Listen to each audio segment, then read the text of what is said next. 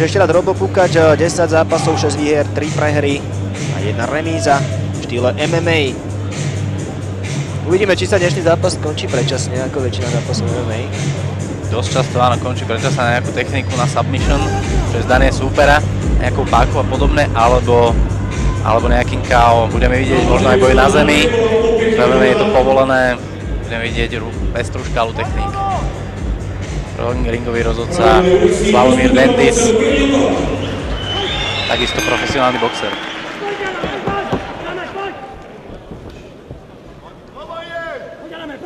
Zápas sa nám rozbehol. Trošku pripomína on pouličný štýl.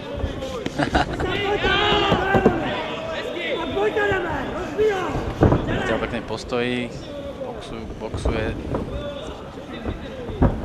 A prvý pokus o takedown. Toto neradi vidíme, vypadnutie z ringu. Nebezpečné, borci sa môžu zraniť.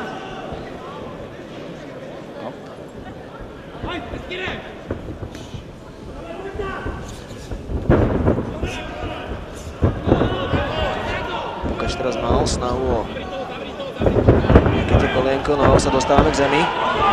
To bude zaujímavé. Mount. Nevieme, aké pravidlá, predpokladám, že asi kolena na hlavu a podobné veci nebudú. Väčšinou sa to nešportuje, alebo nebojuje sa podľa takých pravidel u nás. Väčšinou to bolo v Pride a podobné, kde boli naozaj tie pravidlá uvoľnené a z niektorých zápasov išiel mráz po chrbte. Sa potom v podstate bylo len do klopka krvi. Pokus o nejaké škrtenie, gilotínu. Teraz musí povedať utiahnuť ju hore. Zdvihnúť sa, prehnúť sa trošku v chrbte a vykrtenie tak, aby jeho súper vlastne bol v takej polohe, ktorá je pre neho naozaj nepríjemná. Zase nevyšlo, gilotína nevyšla.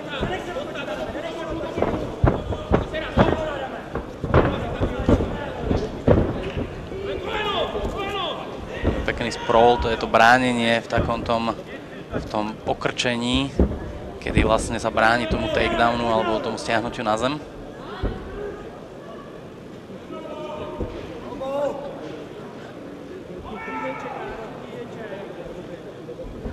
To by sa možno dalo prechytiť na nejaký triangel alebo na nejaké škrtenie tiež cez ruku.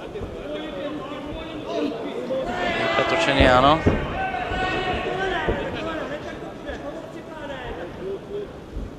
Zápas. Stále sa niečo deje, vidíme stále nejaké akcie, nejaké pokusy o útok a nejaké uvoľnenie. Nie je to nejaké statické na zemi.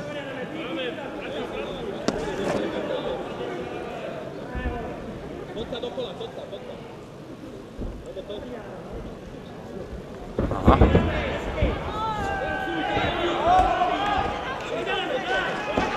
Sa opäť dostávajú borci do toho typického postavenia. Áno. Nikto nedokázal využiť tie svoje techniky, takže idú sa proti sebe. Postojí a uvidíme, kto sa pokusí nejaký takedown alebo nejakú techniku. Predpokladám, že sa nebude dlho boxovať.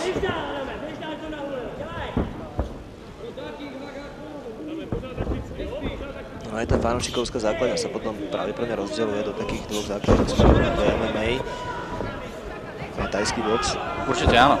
Je to veľký rozdiel. Predsa len tí MMA-kari s väčšinou ale začínajú tajským boxom. Krásny takedown. Z toho bodového hľadiska to ako zatiaľ vidíš? To sa zatiaľ nedokážem odhadnúť. Myslím, že obaja superi mali celkom zaujímavé pokusy o nejakú techniku, aj dobré uvoľnenia, takže ešte tam nejaká prevaha extra nie je. Čo sa boduje, tak sú aj tieto takedowny, to stiahnutie na zem.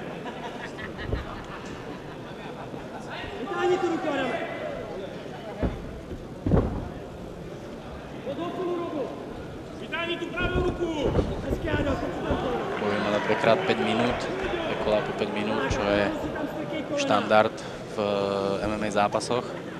Titulové zápasy sa bojujú na dlhšie, sú tam aj 10 minútové kolá, niekedy v dávnych zápasoch Pride sme videli aj polhodinové kolá. V zápasoch Kazushi Sakurabu s Gracie-ovcami, ale to u nás asi taký blázon nie je nik. Vidíme, že už tam nejaké... už tam vidíme mount, toto je práve toto zachytenie toho nohami supera. Ten super je na vrchu, snaží sa má teraz šancu rozdávať údery z vrchu. Ten spodný bojovník zase sa bráni a má zase šancu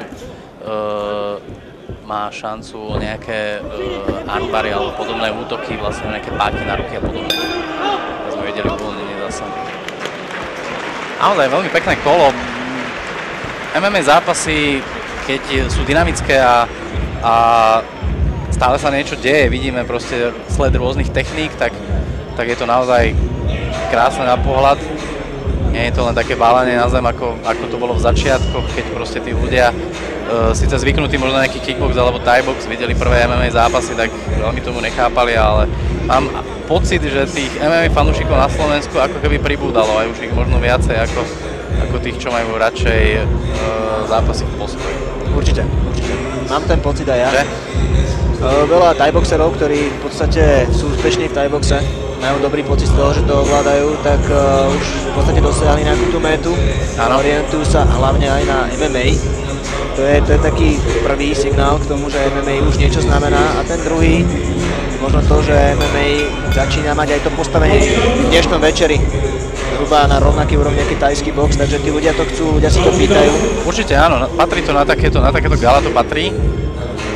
Vo svete vidieť, že vlastne v MMA ako keby bolo viacej peňazí a ten systém je trošku, aj keď tých organizácií je veľa, ale stále je tam vidieť, že to MMA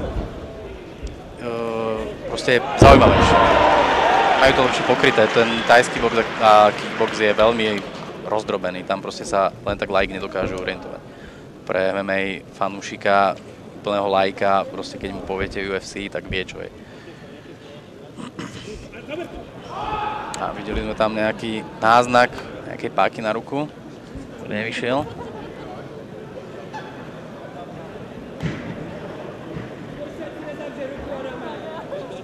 Robo Pukač v posledných zápasoch, naposledy 2. júna 2012 prehral na submission.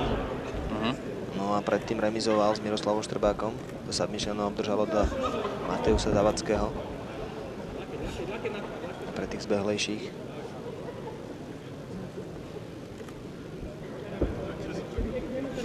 Toto bude o niečo dlhší zápas. To bolo minúta 21 sekúnd. Teraz už na druhom kole. Pekné údery ramenom, čo je tiež dovolené. No ja osobne si neviem predstaviť, že by som bol takto doslova pričapený borcom a uvažoval nad tým, ako si dať pozor na hlavu. Treba si dávať pozor na strašne veľa vecí. Toto je naozaj neuveriteľne komplexný šport. Ono voľakedy stačilo pre MMA si zatrénovať, keď mal niekto základ z nejakého zápasenia, alebo z juda, alebo z niečoho, tak k tomu pridať ten postoj. Naopak kickboxery, boxery, thai-boxery si trošku potrénovali nejaký grappling. Ešte do zápasu, teraz je to už samostatný šport, už to naozaj nie je zmeska rôznych športov, už sa to trénuje proste komplexne. Už to nie je tak, že teraz budeme trénovať thajský box, teraz budeme chvíľu trénovať grappling. Už sa to trénuje úplne ináč. A je to vidieť, tie zápasy sú úplne iné, tí borci proste rastú. Keď si spomínal aj tú finančnú situáciu v tých športoch, ten thajský box predsa len vyrastal v trošku v inej krajine, v inom prostredí. MMA zase, treba povedať, že začala tou komerciou. Áno, v Amerike. Takže alebo viac menej tie korene sú v Brazílii, ale Američania to dokázali skoro predať. No, o týchto veciach veľa toho nevie.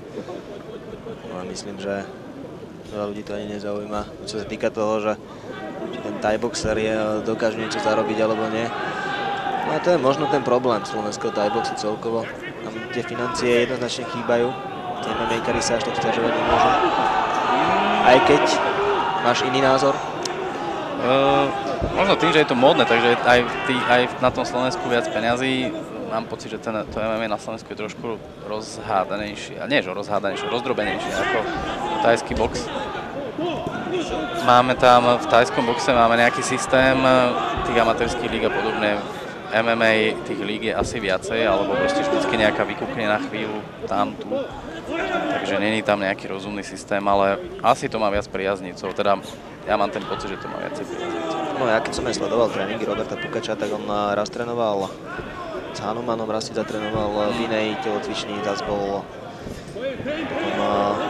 odfotený s inými borcami, s ktorými si zatrénoval, takže tu chýba nejaká tá základňa MMA, predsa len tých borcov nemáme na Slovensku až tak veľa. Ale už máme aj kvalitných.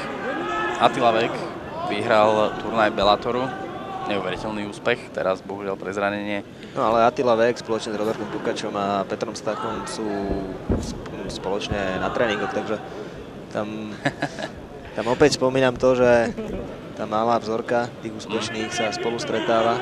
No jasné, ale tak musia, ako tí najkvalitnejší by mali trénovať spolu. Nemá význam, aby bojovali možno medzi sebou, neviem, niekto to má rád, niekto nie. Nejaké slovenské šampionáty a podobné. Záleží na každom.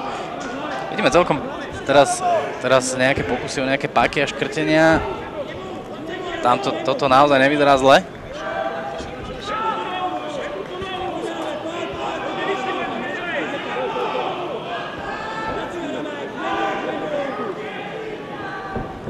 Škrtenie cez ruku asi nebude nejako extra utiahnuté.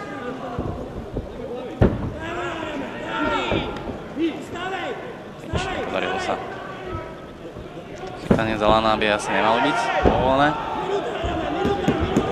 Wow. Pekný kop zo spodu.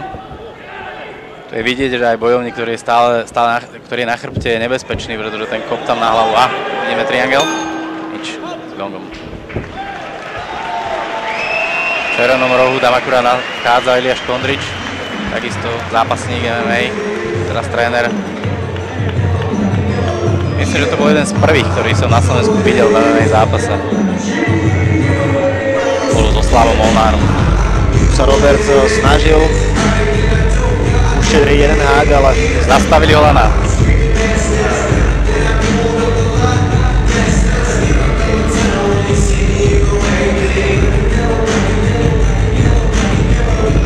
Jeden z dnešných pripravovaných MMA zápasov máme za sebou. No pán rozhodca, ako to vidíte? Musím povedať, že som sa nesústredil nejako na ten zápas, možno to bolo na tom komentári aj počuť. Takže tam možno treba trošku pohľad z inej strany. Trošku prepnúť do trošku iného systému však. A uvidíme, no. Nedokázal som sa na to sústrediť nejako rozumne. Neviem, mne to pripadalo celkom vyrovnané, tie útoky naozaj nikto nemal možno takú prevahu. Ale to nám povedia rozhodcovia, ja som momentálne nie ako dobrý arbiter na tento zápas.